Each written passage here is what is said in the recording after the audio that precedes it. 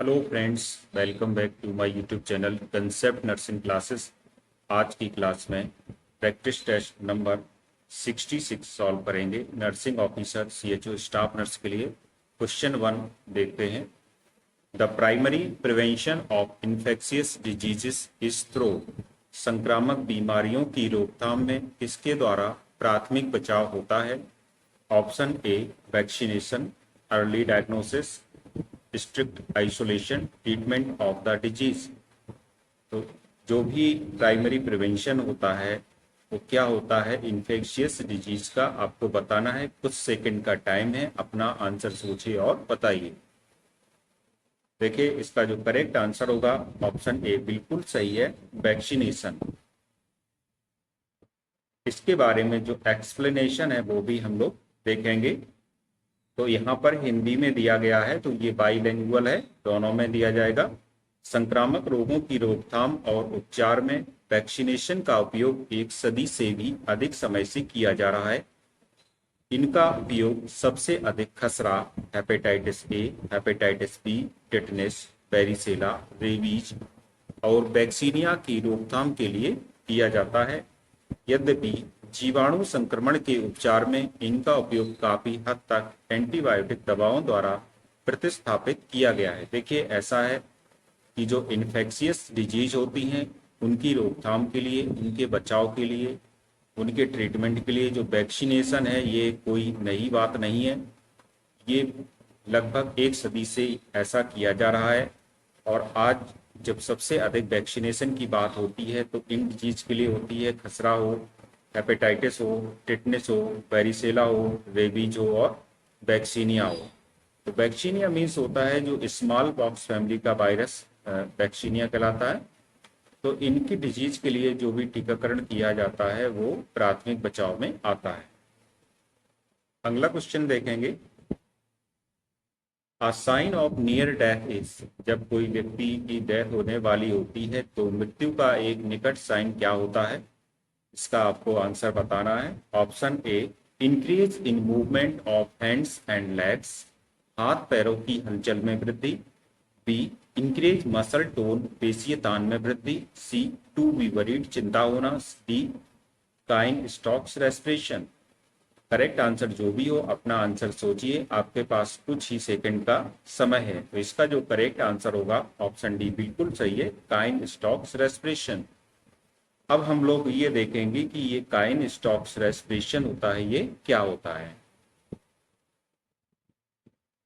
Kine Stokes respiration is an abnormal pattern of breathing characterized by progressively deeper and sometimes faster breathing followed by a gradual decrease that results in a temporary stop in breathing called an apnea। देखिए क्या होता है कि अचानक से गहरी सांस आती है बहुत, फिर उसके बाद फास्टर फास्टर होती है और उसमें डिक्रीज होता है, ग्रेजुअल डिक्रीज आता है।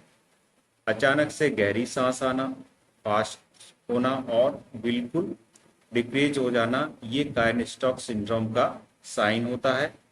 इससे संबंधित जो इसके कारण है, इसके रीजन से यहाँ पर दिए गए हैं। Cheyne Stokes respiration is usually caused due to strokes and heart failure. Some of the other cause include ops. तो ये है डिलेड सर्कुलेशन, जैसे मस्तिष्क में लगातार ब्लड का सर्कुलेशन अच्छी तरह से ना होना, इसके कारण होता है Cheyne Stokes respiration. Brain tumour के कारण, ब्रेन इंजरी के कारण, हाई एल्टीट्यूड पर जाने से, एंड एंसेफेलाइटिस और ब्रेन इन्फ्लामेशन के कारण भी होता है। अगला क्वेश्चन देखेंगे।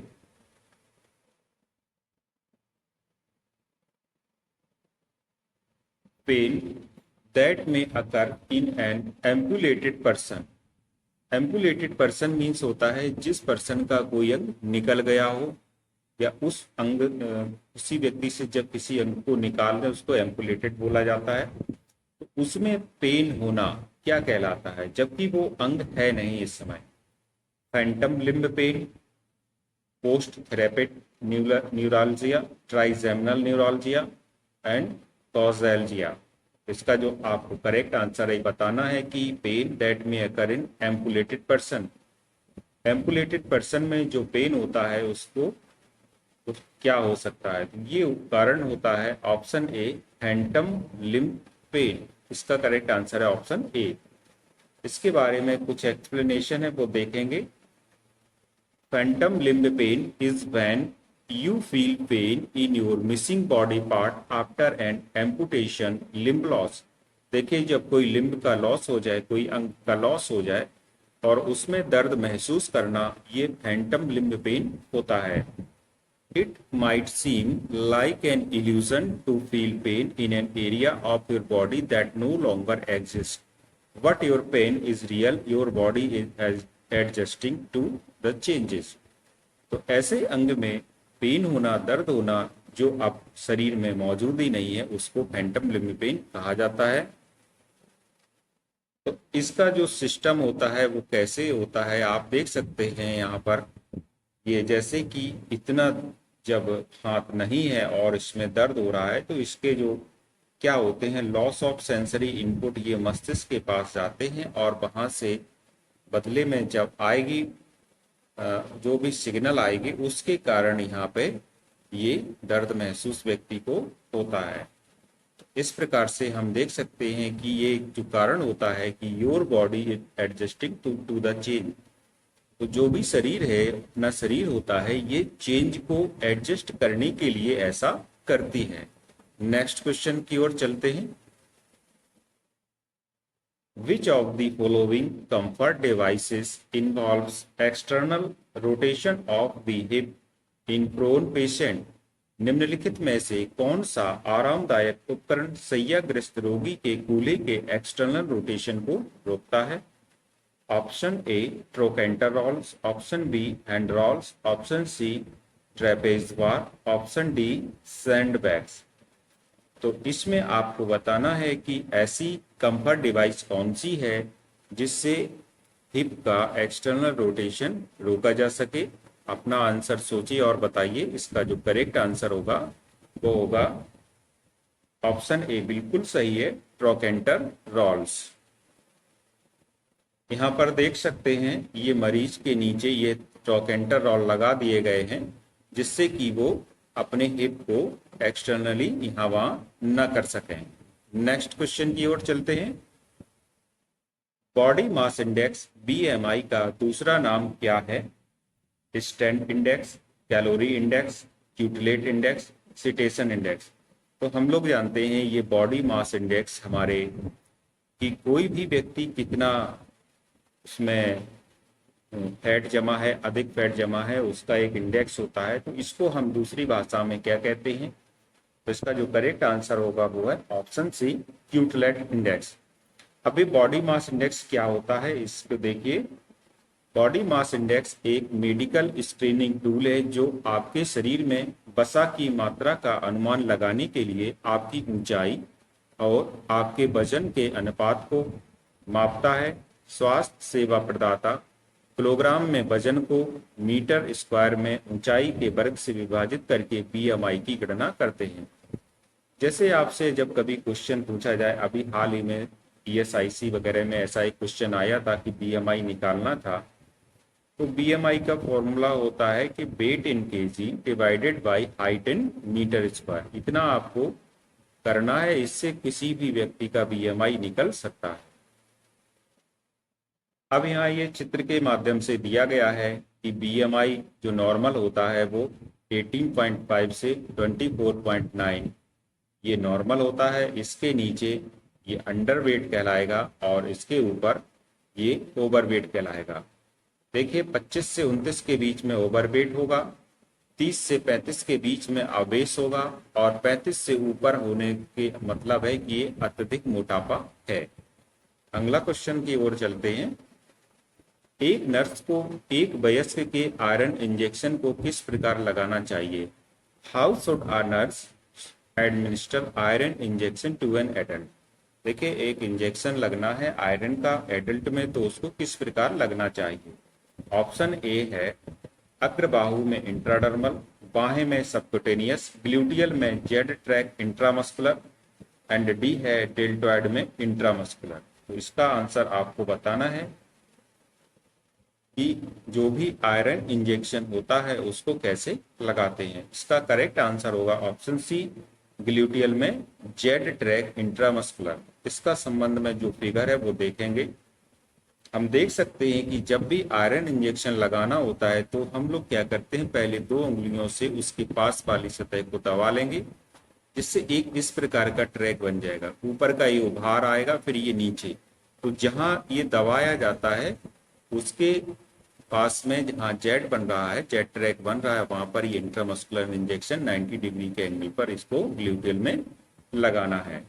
नेक्स्ट क्वेश्चन की ओर चलेंगे। Depth of breathing with normal respiratory rate growing is called. सामान्य श्वसन दर के साथ सांस की गहराई का बढ़ना कहलाता है। तो Kussmaul's breathing, bradypnea, hyperpnea, orthopnea. इसका जो करेक्ट आंसर होगा क्या होगा, आप अपना आंसर सोचिए और बताइए। इसका करेक्ट आंसर है option C, hyper apnoea. Means जब भी ये ब्रीदिंग बढ़े, डेप्थ हो, तो इसमें उसको हाइपर एपनिया बोला जाता है। Hyper apnoea means forced respiration is increased volume of air taken during breathing. तो ब्रीदिंग के समय जब हम वॉल्यूम ज्यादा श्वसन को अंदर लें तो उसको हम हाइपर एपनिया बोलते हैं। इट कैन ऑकर विद और without an increase in respiration rate. It is characterise by deep breathing. तो डीप ब्रीदिंग से ये संबंधित है। अब इसमें जो भी और अदर ऑप्शन दिए थे, जरा उनके बारे में भी हम थोड़ा सा यहाँ पर देख लेंगे। Kussmaul's breathing is an abnormal breathing pattern characterized by rapid deep breathing at a consistent space. It is a sign of medical emergency. देखिए इसमें एक आपके पास अभी ऑप्शन था कुसमॉल्स ब्रीदिंग। तो कुसमॉल्स ब्रीदिंग एक एबनॉर्मल ब्रीदिंग पैटर्न होता है जो कि रैपिड और डीप ब्रीदिंग से संबंधित होता है, और यह एक प्रकार की इमरजेंसी सिचुएशन है। Usually diabetes related keto acidosis which can affect people with diabetes and people with undiagnosed type 1 diabetes. देखिए जिनको होने की सबसे ज्यादा संभावना है वो है टाइप 1 डायबिटीज। नेक्स्ट इसमें और भी ऑप्शन था। Bradypnea is abnormally slow breathing. Bradypnea means होता है जब ब्रीदिंग स्लो हो। The respiratory rate at which bradypnea is diagnosed depends on the age of the person with the limit higher during the child. एक other option था इसमें orthopnoea. तो orthopnoea means होता है शॉर्टनेस ऑफ ब्रीथ। जब लेटने से अंदर शरीर में कम सांस जाए तो उसको ऑर्थोपनिया कहते हैं, जबकि खड़े होने से सांस ठीक चलने लगे या पूरी हमें सांस महसूस हो तो इसमें ऑर्थोपनिया की कंडीशन में ऐसा किया जाता है। Next question, which of the following science remains constant and reliable in infection. इसमें से आपको बताना है कि इन्फेक्शन में जो भी एक साइन और सिम्टम होता है ये लगातार बना रहता है। तो ये माना जाता है कि आपकी बॉडी में इन्फेक्शन है। ऑप्शन ए, डायरिया, फीवर, ब्लीडिंग, वॉमिटिंग। तो ये आपके पास जो 4 ऑप्शन है, आपको इनमें से ये बताना है कि ये कौन सा ऑप्शन ये शो करेगा कि आप में अभी भी इन्फेक्शन बना हुआ है। तो ये शो करेगा option B, fever. Fever show करता है कि अभी इन्फेक्शन हटा नहीं है, इन्फेक्शन बॉडी में बना हुआ है। नेक्स्ट क्वेश्चन की ओर चलेंगे।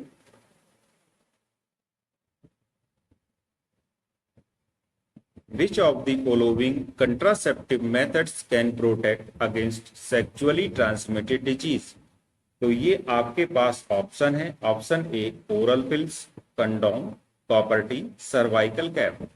आपको बताना है कि जो भी कंट्रासेप्टिव मेथड है इनमें से कौन सी एसटीडी को कंट्रोल करेगा। इसका करेक्ट आंसर अपना सोचिए और बताइए। कुछ सेकंड का आपके पास समय है। तो इसमें जो करेक्ट आंसर होगा ऑप्शन बी बिल्कुल सही है, कंडोम।